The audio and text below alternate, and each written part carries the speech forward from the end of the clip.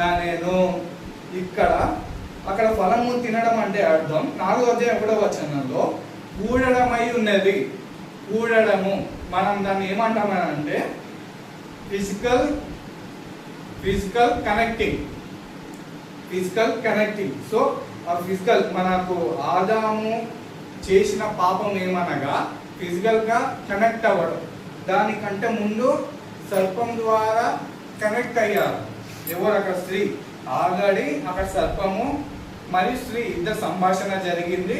సంభాషణ జరిగిన తర్వాత ఆ స్త్రీ ప్రేరేపించింది ఫలము ఫలించేటట్టుగా, అంటే ఆ ఫలము క్రియ జరిగేటట్టుగా ప్రేరేపించింది. ఆ ప్రేరేపణ ద్వారా పుట్టిన వాడే కయ్యూను. దాని తర్వాత ఇదే ఒక ఫలము ఎవరి ద్వారా చేయబడ ఆ ఫలము ఆ క్రియను ఎవరు నేర్పించిందంటే అవ్వ ఆదాముకు నేర్పించింది అన్నమాట. అందుకే ఆదాము తన భార్య అయిన అవ్వను కూడినప్పుడు ఆమె గర్భవతి అయి కయ్యూనును కని. ఈ మొదటిగా ప్రేరేపించింది ఎవరు? సర్పము ప్రేరేపించిన తర్వాత ఒక స్త్రీ సర్పము. సో ఆ ఒక సర్పము స్త్రీని కూడినప్పుడు పాపం జరిగింది. ఇదే కూడిక దీనికంటే ముందు సర్పము కూడిన తర్వాత తన ఒక భార్యను ఆదాము కూడవలసి ఉన్నది. ఆదాము ఎవరు? ఆదాము దేవుని కుమారుడు. సర్పము ఎవరు? సర్పము భూ జంతువులలో యుక్తి గలదై ఉండేను. ఈ యొక్క జంతువుని ఎవరు వాడుకున్నారు అని అంటే ఇక్కడ ఒక సర్పంని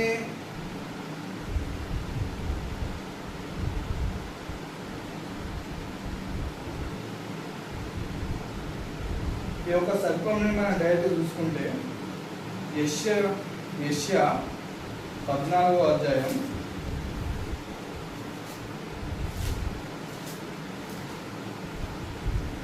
యెషయా 14వ అధ్యాయం 12-13 వచనాలు మీరు చూసుకుంటే ఇక్కడ మనం కనబడుతుందా అక్కడ ఎవరు వేకో చుక్కగా పోల్చుకోబడుతున్న వారు ఎవరు అంటే ప్రతి ఒక్కరికి తెలుసు, అతడు అపవాది అయిన లూసిఫర్.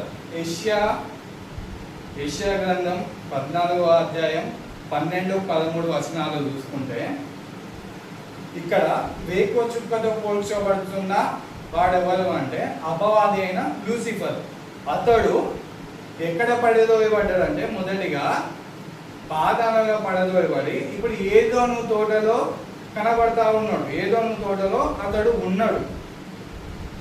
సో ఇక్కడ ఏదోను తోటలో ఉండి వాడు ఏం చేశాడంటే ఇక్కడ భూ జంతువులలో యుక్తి గలదైన సర్పంను వాడుకున్నాడు. దేవుని యొక్క కుమారుడైన ఆదామును పాపంలో పడేటట్టుగా ఇక్కడ సర్పంను వాడుకున్నాడు. ఆదాము దేవుని కుమారుడు కాబట్టి దేవుని కుమారుడు పాపంలో పడేటకు అసాధ్యమైన కార్యం కాబట్టి ఆదాములో నుండి వచ్చిన తన భార్య అయిన అవ్వను ఆ స్త్రీని పాపములో పడేటట్టుగా చేశాడు. అది సర్పం ద్వారా సాతానుడు చేసిన యొక్క పని. అది మనకు ఆదికాండంలో జరిగిన పాపం. ఈ పాపం మొదటిగా సాతాను నుండి వచ్చిన పాపం. ఇది మనుషుల ద్వారా జంతు ద్వారా వచ్చిన పాపం కాదు. ఆదికాండం 3వ అధ్యాయంలో మనం చూసుకుంటే పాపం అనేది మనకు ఆదికాండం జరిగిందని ప్రతి ఒక్కరికి తెలుసు. కానీ ఆ పాపం అనేది మొదటిగా చేసిన వాడు ఎవడంటే లూసిఫర్. వాని ద్వారానే పాపం వచ్చింది. సో ఆ పాపము దేవుని కుమారులు దేవుని పిల్లలు పాపంలో పడాలని చెప్పి మొట్టమొదటి ఆలోచన ఎవరిదంటే సాతానుదే. ఆ ఒక సాతానుడు వాడు పండిన ఆలోచనని వాడు ఏ విధంగా ఎవరిని వాడుకొని దేవుని పిల్లల్ని దేవుని యొక్క కుమార్తెలను పాపంలో పడేటట్టు చేశాడంటే ఈ యొక్క సర్పం ద్వారానే వాడు వాడుకొని దేవుని పిల్లలను పాపంలో పడేటట్టుగా చేశాడు. సో మనం ఇది సర్ప సంతానం అనగా సంతానం అంటే దేవుని యొక్క పిల్లలు పాపంలో పడేటట్టు చేసిన వాడు ఎవరంటే లూసిఫర్. ఆ లూసిఫరే సర్పంను వాడుకొని దేవుని పిల్లలను పాపంలో పడేటట్టు చేశాడు. కనుక ఇక్కడ మనం పాపం అనేది ఏంటిగా పాపం జరిగింది అనేది ఇక్కడ ఆదికాండం 4వ అధ్యాయం 1వ వచనం మనకు క్లారిటీగా కనబడుతున్నది. ఇక్కడ పాపం అనేది ఏంటిది అనేది మనకు 4వ అధ్యాయం 1-2 వచనాలలో కనబడుతున్నది. ఇక్కడ ఫలము అని నేను చెప్పినట్టుగా అది ఒక క్రియ అన్నమాట. ఆ క్రియ అనేది ఏంటిదనంటే ఆదాము తన భార్య అయిన అవ్వను కూడినప్పుడు ఆమె గర్భవతి అయి కయ్యూనుని కని. అంటే దానికంటే ముందు ఈ కూడడం అనేది లేకుండే బైబుల్లో, అది కూడలేదు. కానీ దీన్ని కూడేటట్టు చేసింది ఎవరంటే సర్పము. సర్పము అది మాట్లాడుతున్నది, సర్పము స్త్రీ ఇద్దరు సంభాషణ జరిగింది.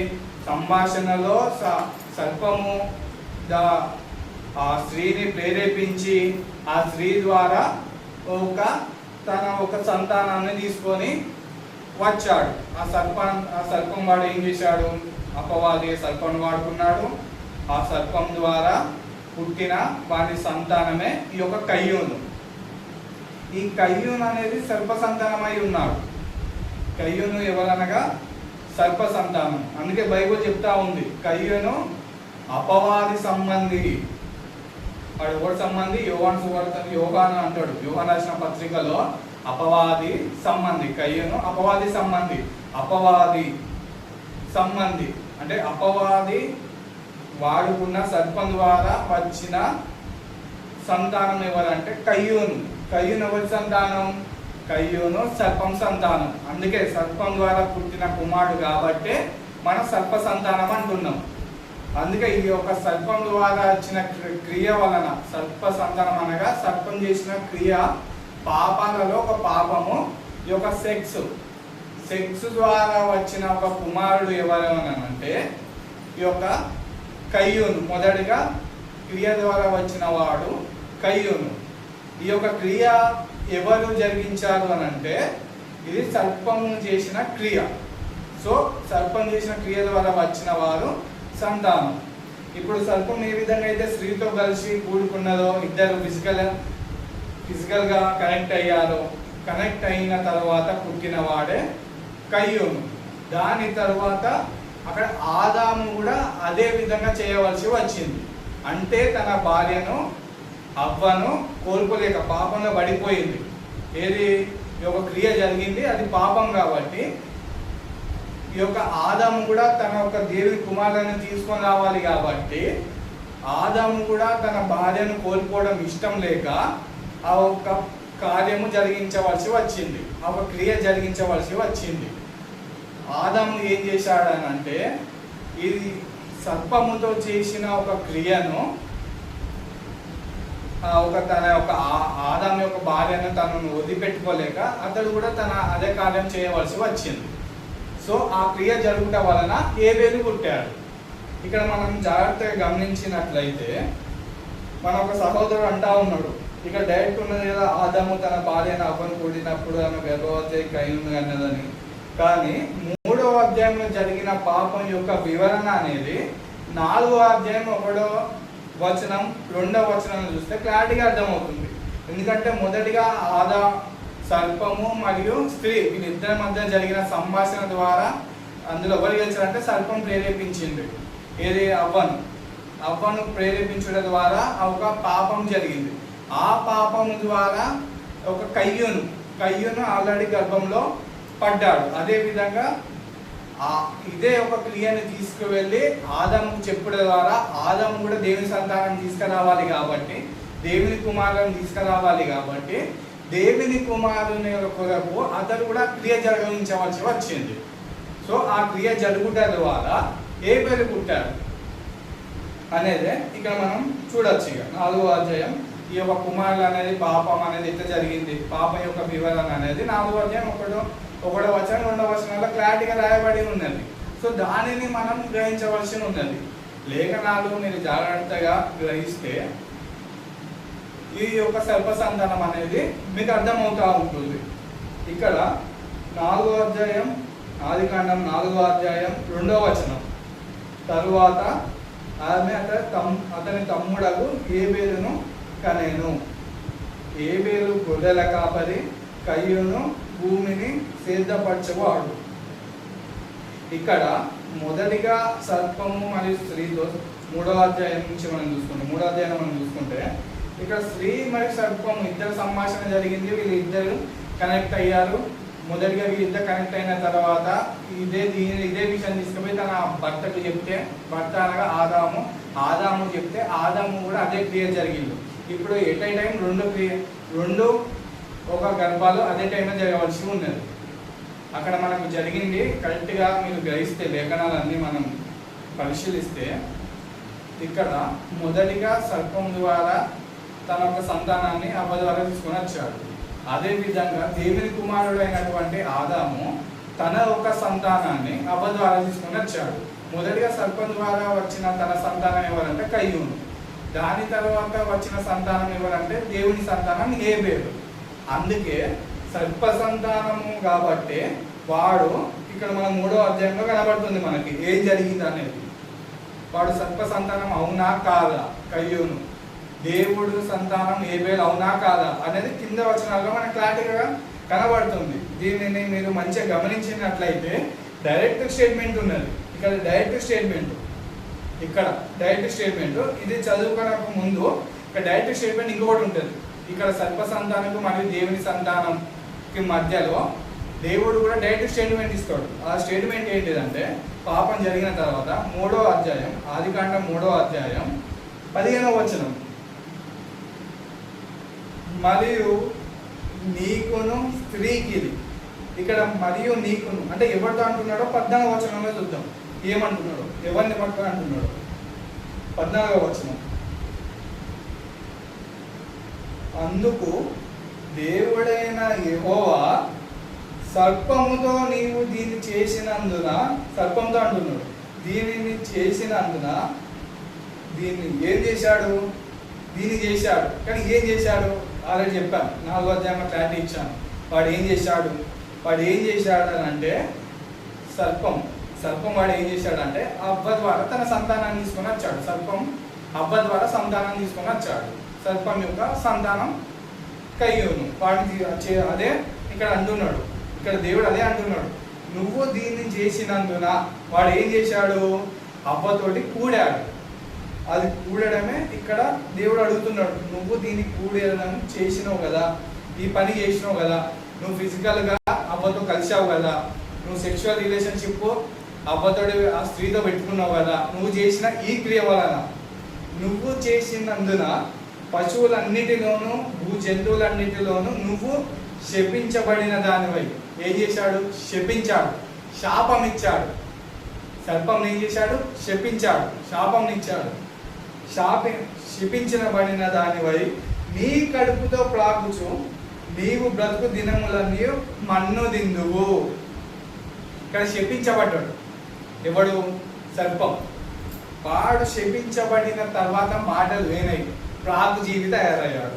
ఇప్పుడు అదే చెప్తున్నాడు కదా, ప్రాకుచు అంటే ఇప్పుడు వాడు ఏమైండు, ప్రాకు శపించబడి వాని ఆకారం లేకుండా పోయింది.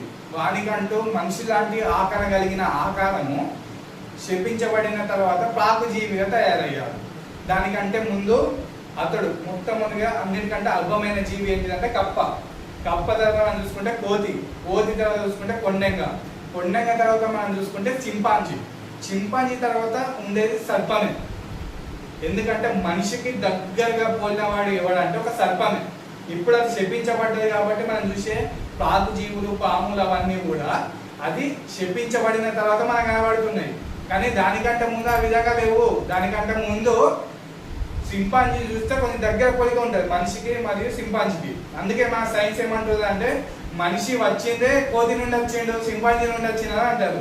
కానీ అది కాదు. ఇక్కడ మనకు డార్విన్ సిద్ధాంతం ప్రకారం కూడా చూసుకుంటే ఇక్కడ సైన్స్కు అందని గదే. సైన్స్ ఎక్కడ పడిపోతుందంటే సైన్స్కి అందని ఒక లింక్, ఆ గొలుసు ఏంటిదంటే సింపాంజీకును మనిషికి దగ్గర పోలిక ఉండేసరికి మనిషి జంతువు నుండే వచ్చారా అని అంటారు. ఇప్పుడు డార్విన్ సిద్ధాంతం ప్రకారం మనం చూసుకుంటే ఏమంటారు, డార్విన్ సిద్ధాంతం ప్రకారం చూసుకుంటే ఈ జంతువుల నుండే మనిషి వాటిని ఏమంటారు, మనిషి అభివృద్ధి చెందిందని అంటారు. అభివృద్ధి చెంది జంతువుల నుండే మనిషి వచ్చాడు. ఈ యొక్క సింపాంజీ తర్వాత ఇట్లా అభివృద్ధి చెంది ఇట్లా మనిషి రూపంలోకి వచ్చాడు అని అంటారు. ఇక్కడ ఏ జాతికి సంబంధించిన ఆ జాతి ప్రకారంగా తన ఒక సంతానాన్ని తీసుకొని వస్తాడు. ఏ జాతికి సంబంధించిన ఆ జాతి. ఇప్పుడు కోతి ఉన్నది, ఆ కోతి జాతి నుండి కోతి వస్తుంది, మనిషి ఎందుకు వస్తాడు? రాడు. అదేవిధంగా కొండంగ ఉన్నది, కొండంగ జాతిలో నుండి కొండంగా వస్తుంది, మనిషి రాడు. అదేవిధంగా చింపాంజీ ఉన్నది, చింపాంజీ జాతిలో నుండి చింపాంజీ వస్తుంది, మనిషి ఎందుకు వస్తాడు? రాడు. అందుకే దేవుడు ఏం చేశాడంటే ప్రతి జంతువులను కూడా ఆ భూమిలో నుండి ప్రతి ఒక్కటి జంతువు కూడా భూమిలో నుండి వచ్చింది కాబట్టి ఆ ఒక జాతి దాని జాతి ప్రకారంగా అవి అభివృద్ధి చెందవలసి ఉన్నది. వాటి యొక్క జాతిని అవి ఉత్పత్తి చేసి అభివృద్ధి చెందవలసి ఉన్నది, అవి విస్తరించవలసి ఉన్నది. తన యొక్క విస్తరణ అనేది భూమిలో విస్తరించబడాలని చెప్పి దేవుడు చేశాడు. సో డార్విన్ సిద్ధాంత ప్రకారం మనం చూసుకుంటే మొదటిగా ఏమంటున్నాడు? ఈ మనిషి ఈ జంతువు నుండే వచ్చాడు అని చెప్పి అనుకుంటా ఉన్నాడు. అయితే ఇక్కడ జంతువు నుండి మనిషి రావడం కాదు, కానీ ఇక్కడ మనకు చింపాంజీ దగ్గర పోలిక ఎవరంటే మనిషికి దగ్గర పోలిక ఇక్కడ చింపాంజీ కనపడతా ఉంటాడు. ఇక్కడ చింపాంజీ, కానీ చింపాంజీ కాదు దేవునికి దగ్గర, మనిషికి దగ్గర పోలిక. సర్పము దేవునికి దగ్గర పోలిక. ఇక్కడ సర్పము శపించబడిన తర్వాత ఇట్లా ప్రాకుచున్నది, కానీ దానికంటే ముందు సర్పము ఇప్పుడు చింపాంజీ ఏ విధంగా కండలు కలిగి ఇట్లా ఉంటుందో అట్లాంటి మనిషికి దగ్గర పోలిక ఉన్నది ఎవరంటే సర్పమే. ఈ సర్పమే వానికి ఉన్న కండలు తిరిగిన శరీరం ఇవన్నీ కలిగినది ఎవరంటే సర్పమే. ఆ సర్పం ఏం చేసిందంటే ఇక్కడ చూసాం మనం 3వ అధ్యాయంలో డైరెక్ట్ స్టేట్మెంట్ ఉన్నది, ఇద్దరు మాట్లాడుకుంటున్నారు అని. They are conversation in between serpent and women. You can see also in Bible direct giving statement. Genesis 3rd, you can see direct statement giving. They are conversation in between woman and serpent. So you can see serpent and woman. They are conversation in between. Direct statement. They are conversation. They are talking in between. ఇద్దరు మాట్లాడుకుంటున్నారు, వాళ్ళిద్దరు సంభాషణ జరుగుతూ ఉంది అంటే సర్పం మాట్లాడుతూ ఉంది. మనిషికి దగ్గర పోలిక అంటే సర్పమే. సో సర్పం యొక్క వాడు చేసిన క్రియ, వాడు అవ్వతో చేసిన క్రియ ద్వారా వచ్చిన సంతానమే ఈ యొక్క కయ్యను. సో ఈ యొక్క క్రియ జరిగింది కాబట్టి ఇక్కడ దేవుడు ఆదికాండం 3వ అధ్యాయం 14వ వచనంలో డైరెక్ట్ అంటున్నాడు. 14వ వచనంలో నీవు దీన్ని చేసిండు కాబట్టి వాడు ఏమైండు? శపించబడ్డాడు. వానికి శాపం వచ్చింది కాబట్టి వానికి ఉన్న ఆకారం అంతా పోయింది, వానికి వెన్నుముక లేకుండా అయిపోయింది. శపించబడిన తర్వాత, శాపం వచ్చిన తర్వాత వానికి వెన్నుముక, మనిషి అంటానికి వెన్నుముక ఉంటుంది కాబట్టి అతడు అటు ఇటు పాకలేడు. కానీ దేవుడు శపించబడిన తర్వాత వాని వెన్నుముక పోయి పాకు జీవిగా మారిపోయాడు వాడు. సో అది జరిగింది ఇక్కడ మనకు డైరెక్ట్ స్టేట్మెంట్ దేవుడే ఇస్తున్నాడు. ఏది 3వ అధ్యాయం 15వ వచనంలో. ఇక్కడ జాగ్రత్తగా గమనించినట్లయితే ముందు వచనం చదువుకుందాం. మరియు నీకును స్త్రీకిని నీ సంతానమునకు, అక్కడ ఏమంటున్నాడు? సర్పంతో అంటున్నాడు. మరియు నీకు అనగా ఎవరు? సర్పంతో అంటున్నాడు డైరెక్ట్. నీకు అనగా సర్పం, స్త్రీకిని అంటే ఇక్కడ ఇద్దరి మధ్యలో జరిగింది కదా కన్వర్జేషన్ త్రూ అండ్ ప్రేరేపణ ద్వారా జరిగిన క్రియ ఏదైతే జరిగిందో దాని ద్వారా వచ్చిన సంతానం పట్టుకొని అంటున్నాడు. మరి నీకును స్త్రీకిని నీ సంతానమునకు. ఇక్కడ జాగ్రత్త గమనించాలి. ఇక్కడ నీకును స్త్రీకిని నీ సంతానమునకు ఆమె సంతానమునకు వైరం కలగజేసేదను.